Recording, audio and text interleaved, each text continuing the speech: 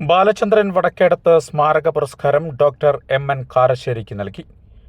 രാഷ്ട്രീയം എന്നത് അംഗത്വമെടുക്കലോ സിന്ദാബാദ് വിളിക്കലോ പാർട്ടിക്കൂറിന്റെ പേരോ അല്ല, അത് നീതിബോധത്തിന്റെ പേരാണെന്ന് സാഹിത്യ നിരൂപകൻ ഡോക്ടർ എം.എൻ. കാരശ്ശേരി.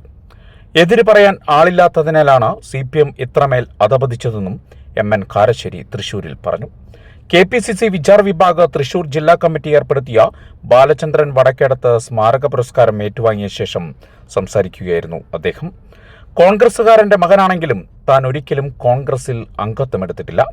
എത്ര വിമർശിച്ചാലും പിണങ്ങാത്ത പാർട്ടിയാണ് കോൺഗ്രസ് എന്നും കോൺഗ്രസിന്റെ ജനാധിപത്യ ബോധത്തിന് ഫസ്റ്റ് ക്ലാസ് മാർക്ക് നൽകാമെന്നും ഗാന്ധികാലം മുതൽ അഭിപ്രായ വ്യത്യാസങ്ങളുണ്ട്. പക്ഷേ അവയെല്ലാം പൊതുവായ രാഷ്ട്രീയ ലക്ഷ്യത്തിനാണ്. ഗ്രൂപ്പ് വഴക്കില്ലാതെയും നേതാവാകാമെന്ന് തെളിയിച്ച ആളാണ് മുഖ്യമന്ത്രി VD സതീശൻ. കേരളത്തിലും കേന്ദ്രത്തിലും പാർട്ടിയും സർക്കാരുമെല്ലാം ഒരാളിലേക്ക് കേന്ദ്രീകരിച്ചു. ഇതിന്റെ പ്രതിഫലനമാണ് കേരളത്തിലെ നിയമസഭാ തിരഞ്ഞെടുപ്പിൽ കണ്ടത് എന്നും ഇത് LDFന് മാത്രമുള്ള താക്കീതല്ല, അധികാര രാഷ്ട്രീയമെന്നത് ജനങ്ങളെ ഭരിക്കാനുള്ള സേവിക്കാനുള്ള അനുവാദമാണെന്നും അദ്ദേഹം അഭിപ്രായപ്പെട്ടു. സാഹിത്യ അക്കാദമി ഹാളിൽ നടന്ന ചടങ്ങിൽ മുതിർന്ന കോൺഗ്രസ് നേതാവ് VM സുധീരൻ പുരസ്കാരം സമ്മാനിച്ചു. സുകുമാർ അഴീക്കോടിനെ പോലുള്ള തിരുത്തൽ ശക്തികളുടെ അഭാവം കേരള രാഷ്ട്രീയത്തിനുണ്ട് എന്നും അത്തരമൊരു തിരുത്തൽ ശക്തിയായി കാരശ്ശേരി മാഷ് മാറട്ടെ എന്നും സുധീരൻ പറഞ്ഞു. KPCC വിചാർ വിഭാഗ് ജില്ലാ പ്രസിഡന്റ് ഡോക്ടർ ജെയിംസ് ചിറ്റിലപ്പള്ളി അധ്യക്ഷത വഹിച്ചു. KPCC general secretary Jose Vallur Balachandran Vadakkedath അനുസ്മരണം നടത്തി. ഡോക്ടർ PV കൃഷ്ണൻ നായർ, മുതിർന്ന കോൺഗ്രസ് പ്രവർത്തകൻ N ശ്രീകുമാർ, വിചാർ വിഭാഗ് സംസ്ഥാന സെക്രട്ടറി രാമചന്ദ്രൻ പള്ളിയിൽ, ജില്ലാ വൈസ് പ്രസിഡന്റ് പ്രൊഫസർ ആൻഡോ കുണ്ടുകുളം, ബാലചന്ദ്രൻ വടക്കേടത്തിന്റെ സഹധർമ്മിണി സതി, ഒല്ലൂർ നിയോജക മണ്ഡലം ചെയർമാൻ ബെന്നി ചുണ്ടേക്കാട്ടിൽ എന്നിവർ പരിപാടിയിൽ പങ്കെടുത്തു.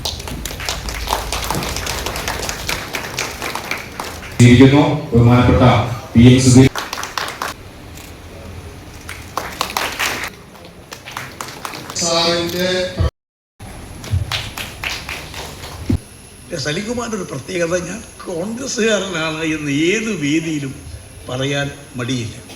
അതുകൊണ്ട് തന്നെ ആയിരിക്കാം നമ്മുടെ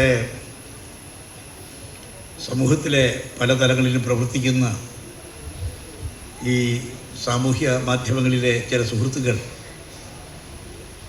അദ്ദേഹത്തെ അവരുടെ അന്ധമായ രാഷ്ട്രീയത്തിൻ്റെ അടിസ്ഥാനത്തിലാവണം,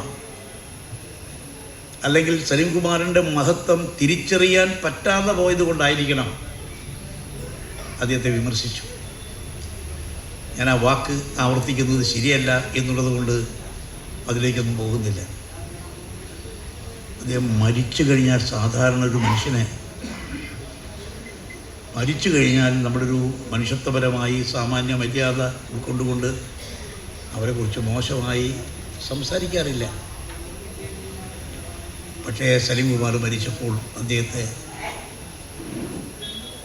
അപമാനിച്ചുകൊണ്ട് ഒരുപാട് മെസ്സേജുകൾ, സന്ദേശങ്ങൾ സാമൂഹ്യ മാധ്യമത്തിൽ കൊടുത്തു.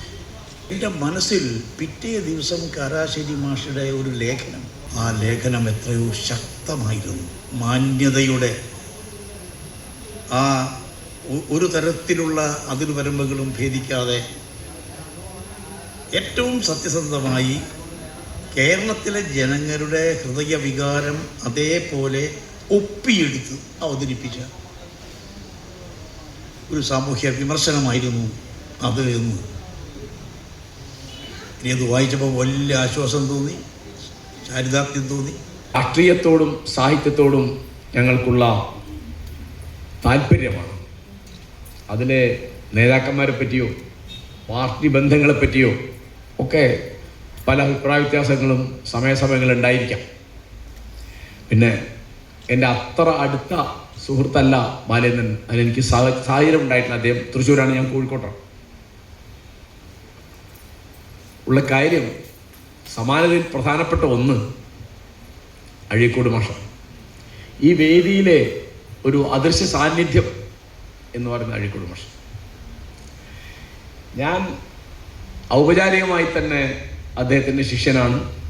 ബാലേന്ദ്രൻ അനൗപചാരികമായിട്ട് ഏകലവ്യൻ എന്ന് പറയാം. അവിടെ പഠിച്ചിട്ടില്ല ബാലേന്ദ്രൻ. അനവധി കാര്യങ്ങളിൽ ഞങ്ങൾ അദ്ദേഹത്തിൻ്റെ പിന്നാലെ ആയിരുന്നു.